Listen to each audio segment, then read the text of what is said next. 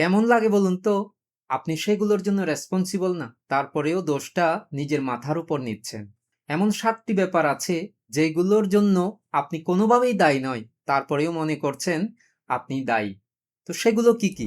১ম, অন্যেরা সুখে থাকবে কি দুঃখে থাকবে তার জন্য আপনি রেসপন্সিবল না। তাদেরকে তাদের মতো করে থাকতে দিন। সুখে থাকুক আর দুঃখে থাকুক। ২য়, আপনি কি করবেন না করবেন সেটা মানুষকে বোঝানোর জন্য কোনোভাবেই রেসপন্সিবল না। তাদেরকে তাদের মতো করে বুঝতে দিন। ৩য়, অন্যের হাসি কান্না রাগ অনুরাগ এসব আবেগের ব্যাপারগুলো ম্যানেজ করার জন্য আপনি রেসপন্সিবল না। তাদেরকে তাদের মতো করে অনুভব করতে দিন। ৪র্থ, আপনি কি পারেন বা আপনার মূল্য কতটুকু সেটা যদি কেউ না দেখে তা প্রমাণ করার জন্য আপনি রেসপন্সিবল নয়। তারা আপনাকে যা মনে করবে করুক, ছোট মনে করুক আর বড় মনে করুক, কিচ্ছু এসে যায় না। ৫ম, অন্যের ইচ্ছা আশা আকাঙ্ক্ষা পূরণ করার জন্য আপনি রেসপন্সিবল না।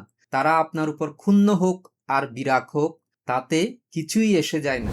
৬ষ্ঠ, আপনার চারপাশের সবকিছু এবং সবাইকে ম্যানেজ করার জন্য আপনি রেসপন্সিবল না। তারা তাদের মতো করে থাকুক। ৭ম, যে বিষয়গুলো আপনার নিয়ন্ত্রণের বাইরে সেগুলোর পেছনে সময় এবং শক্তি ব্যয় করার কোনো মানেই হয় না। বরং যেটা আপনার নিয়ন্ত্রণে রয়েছে সেটার উপর ফোকাস করুন। যদি আমার সাথে একমত হন তাহলে কমেন্টে ইয়েস লিখুন। ভবতু সর্বমঙ্গলং।